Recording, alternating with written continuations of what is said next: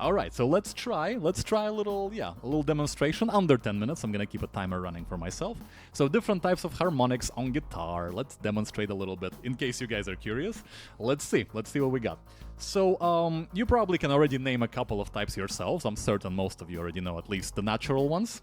Let me just switch to a different camera to demonstrate, and maybe a slightly different tone to make it sound a bit more pleasant for you.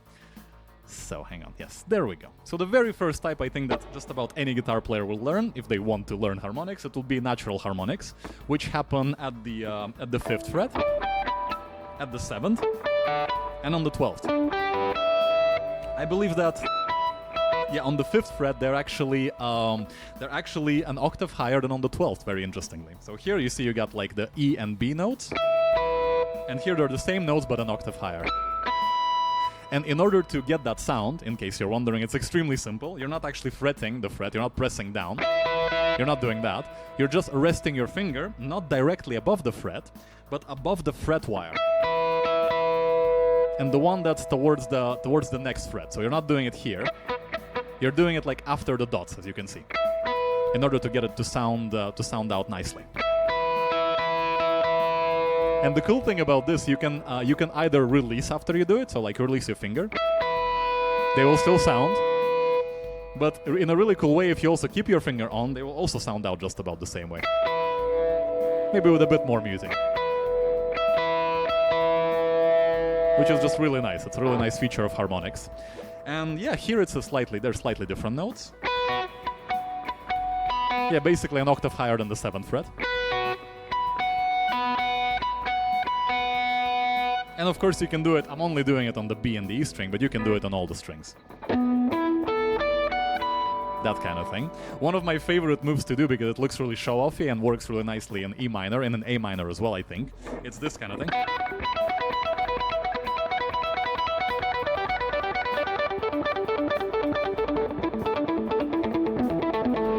And all I'm really doing, I'm just playing. I'm alternating the harmonics between the 7th and the 12th fret, and it's actually easier to do it this way over the guitar, because it's easier to do the stretch this way, with your wrist is not bent like this, and you just kind of. All I'm really doing is just playing, you know, the higher string and then the lower string, and then just going back. So like 1 2 1 2 3 4 kind of, and alternating my fingers. I'm not really thinking about what notes I'm playing, but just.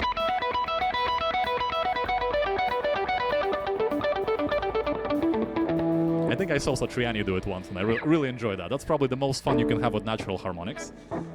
That sort of thing. The next... It's into some akadaka, that's right. The next type of harmonics we're going to discuss, I think, is the one that everybody wants to learn when they start playing guitar. We need some distortion for this. And it's obviously going to be... the pinch harmonic, the legendary. And with this kind of thing, quite a few people have trouble getting it at first, although once they do, it's basically automatic. But yeah, it can be a little tricky, because the key there is when you're hitting the note. Let's say we'll take it on the 7th fret of the A string, because I feel like it's going to be quite easy. Yeah. We can get some nice clear harmonics there. And so what I'm really doing, I'm fretting the note, so I'm not resting my finger. This time I'm actually fretting the note. It's as if I'm playing the note E. But while I'm playing it, what I'm doing is making sure that this, let me show you here, this side of my thumb essentially is gonna hit the string. So I hit the string, kind of like that. Yeah, imagine this is the string, and I'm just resting the thumb on the string, like that. You see? That's pretty much the action. Just imagine this. I'll try to demonstrate a bit closer. Yeah, you see the side of the thumb is just basically touching the string relatively lightly. I'm not like... Not digging in like that, like stopping the note, but kind of... You can even lift your thumb afterwards from the string as well. And you can also notice that I'm moving my picking hand, my right hand, around a little bit to get different tones out of it. So you can keep your finger, let's say here, and on the D string in this case, on the 7th fret. And you see I'm moving my my right hand to get different sounds, different notes.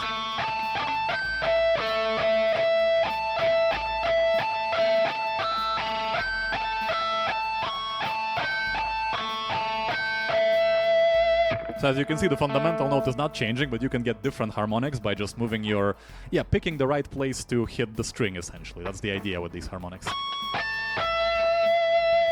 That sort of thing. Someone like Satriani, once again, he literally uses this musically. He knows exactly which harmonic is, it occurs in what spot on the string, essentially. And he just, he uses them very deliberately. You can actually see it in his performances.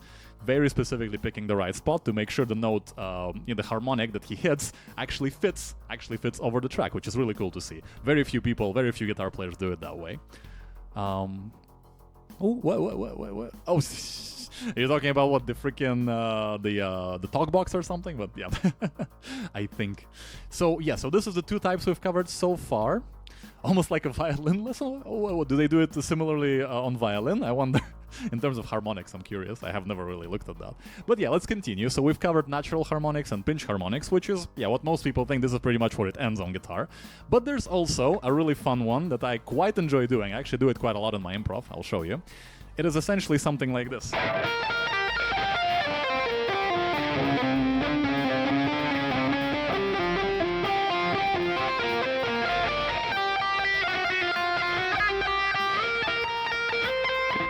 So tap harmonic, pretty much, yes. So you're playing basically the same note, but you're trying to tap it. So let's say you're playing, let's say 3rd fret on the D string, right? So right here, the G, and you tap it 12 frets above that. So you're going all the way here, and you're tapping it at the same time. And you see, I lift my finger, move on to the, so I'm moving. Well, okay, I'll try to explain it a bit better. So tap, and then I'm also playing the fret here. So it's the 3rd fret, and I'm moving my my middle finger correspondingly also to the same fret, 12 frets higher. So that's all you need to know. You just hit it.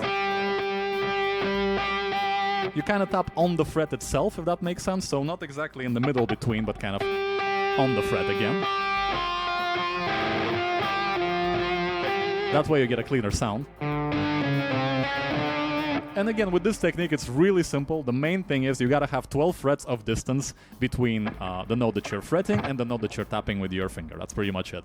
So if you're on the 3rd fret here, that means you have to hit, this one here, which is essentially 3rd fret from the 12th, so 15th fret.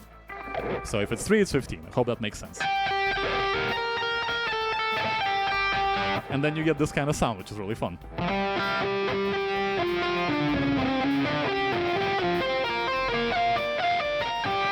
I think that the player I see using this quite a lot is Nuno Bettencourt from Extreme. He does it quite often in his songs and just in general when he jams. So yeah, it's a lot of fun to do. Because especially you can kind of combine it with other types of harmonics too.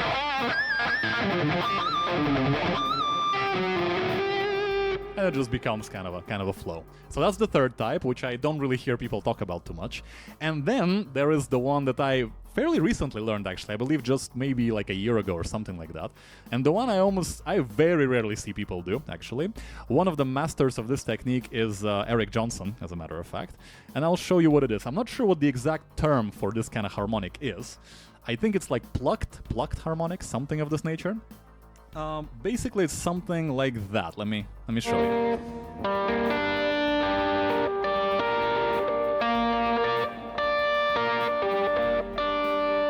That sort of thing. Very, very curious sound.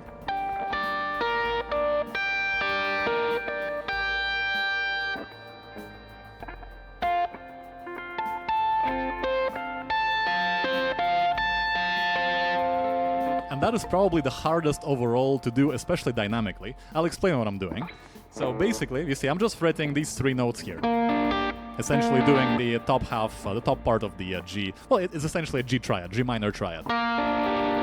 Very simple little chord. And then what I'm doing, exactly, I'm taking my index finger, placing it 12 frets above, kind of like what we did with the tapped harmonic, essentially. Very similar idea. We place it 12 frets above the fret that we're playing. But instead of tapping, we take our index finger, we rest it on the fret here, and then we use our thumb. My thumb is kind of behind there. I don't know. You can probably see it like this, yeah. And it's plucking behind the index finger. And then as you pluck, you also have to let go, you have to like lift the index finger a little bit off the fretboard. And that's how you get that. Yeah, Eric Johnson is a real master of this. He does like entire cascading patterns with this. I'm just showing some basics of it, basically.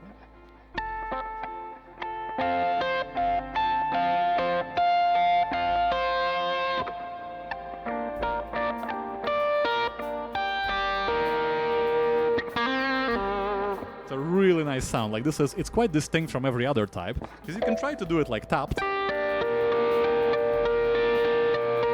but they kind of start mushing together that way, and this way you can plug them individually.